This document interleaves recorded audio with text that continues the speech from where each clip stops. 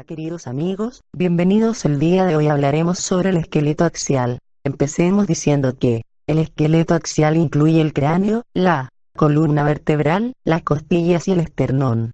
Y se desarrolla a partir del mesodermo de la placa paraxial y lateral, pared parietal, y de la cresta neural.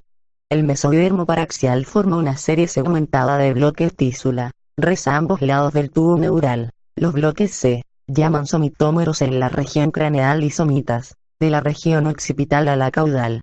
Los somitas se diferencian en una parte ventral, el esclerótoma, y en una parte dorsal, el dermomiótoma. Al final de la cuarta semana, las células del esclerótoma se vuelven polimorfas y originan un tejido laxo, el mesénquima o tejido conectivo embrionario. Las células mesenquimatosas suelen migrar para diferenciarse en diversas formas. Pueden convertirse en fibroblastos, condroblastos u osteoblastos, las células generadoras de hueso. Esta última capacidad del mesénquima no se limita a las células del esclerótoma, sino que se extiende a la pared parietal en el mesodermo de la placa lateral de la pared corporal. La capa del mesodermo forma los huesos de las cinturas pélvica y escapular, así como las extremidades y el esternón.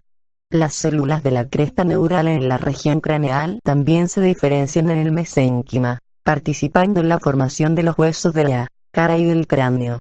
El resto del cráneo deriva de los somitas y somitómeros occipitales. En algunos huesos, como los planos del cráneo, el mesénquima de la dermis se diferencia directamente en hueso, proceso llamado osificación intramembranosa.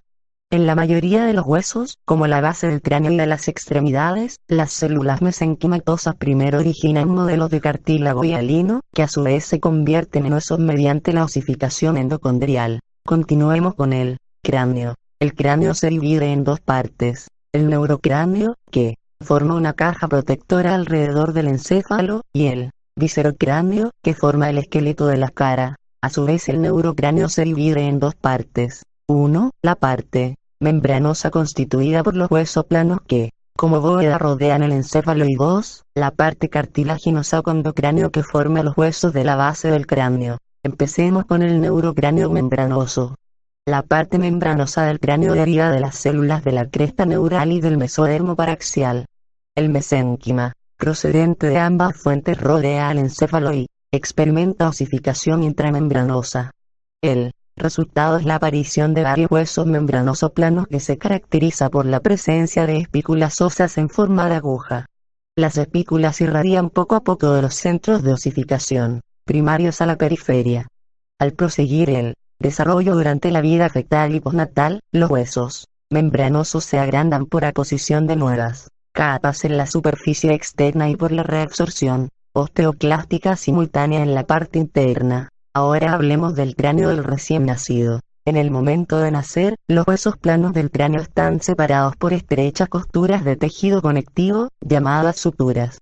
En los puntos donde más de los huesos se encuentran, las suturas son anchas y reciben el nombre de fontanelas. La más prominente es la fontanela anterior, situada donde se juntan los dos huesos parietal y frontal. Las suturas y las fontanelas permiten que los huesos del cráneo se superpongan, moldeado, durante el nacimiento.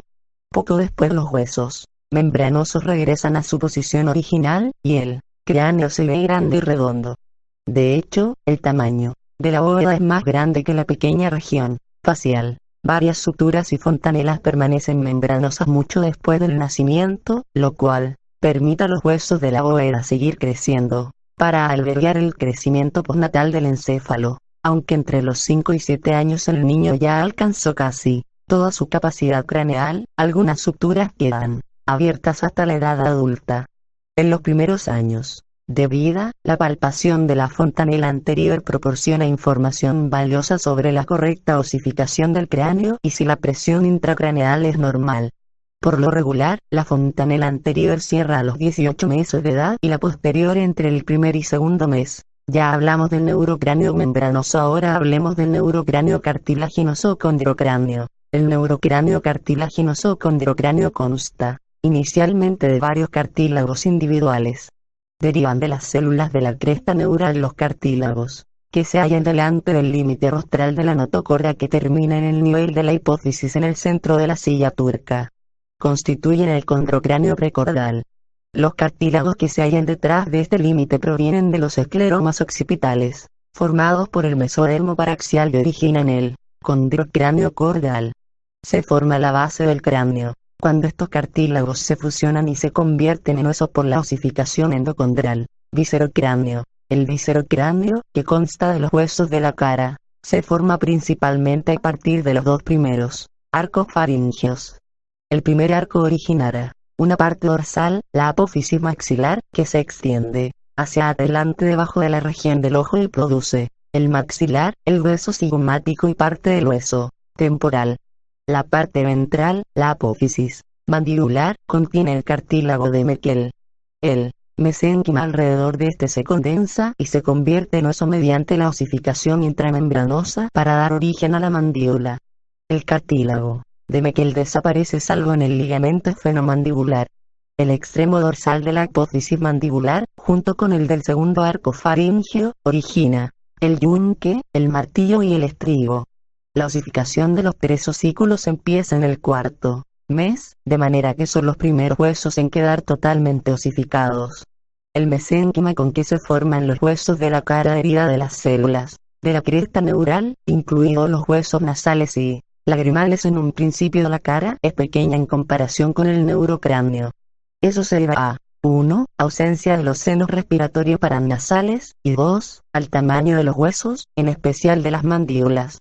La cara pierde sus rasgos de bebé al brotar los dientes y al aparecer los senos respiratorios. Ahora veamos las vértebras y la columna vertebral. Las vértebras se originan en las partes de esclerótoma, de los somitas que provienen del mesodermo paraxial.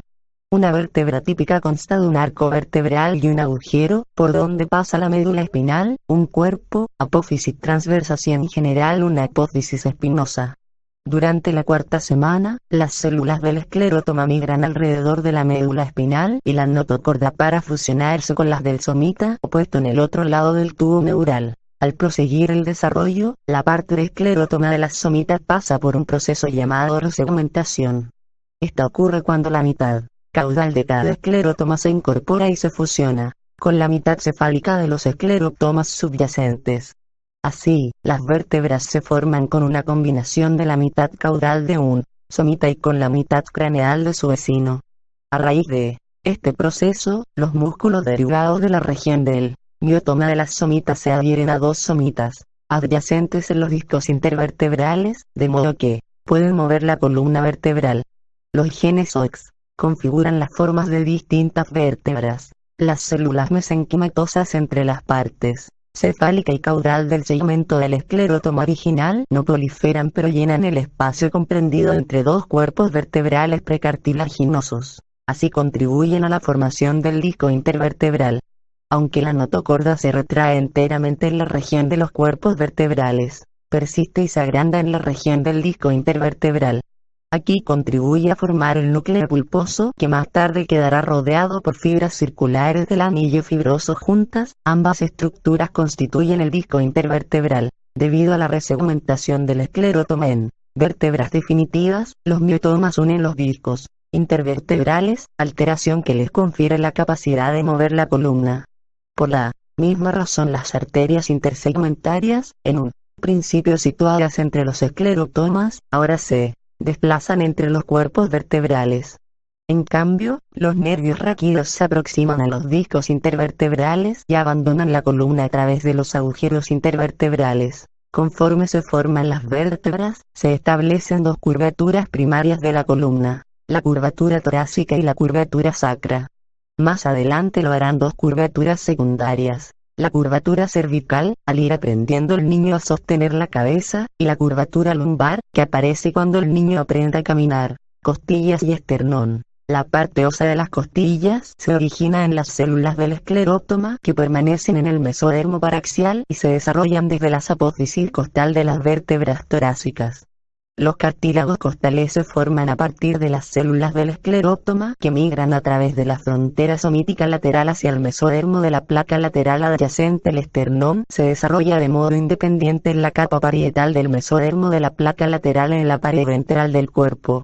Se forman dos bandas externales en la capa parietal, somática, de ese mesodermo a ambos lados de la línea media. Más tarde ambas se fusionan para crear los modelos cartilaginosos del manubrio, de las esternebras y la apófisis xifoides. Muchas gracias, cualquier pregunta que tengan pueden dejarle en los comentarios y con gusto los responderé. Hasta el próximo video.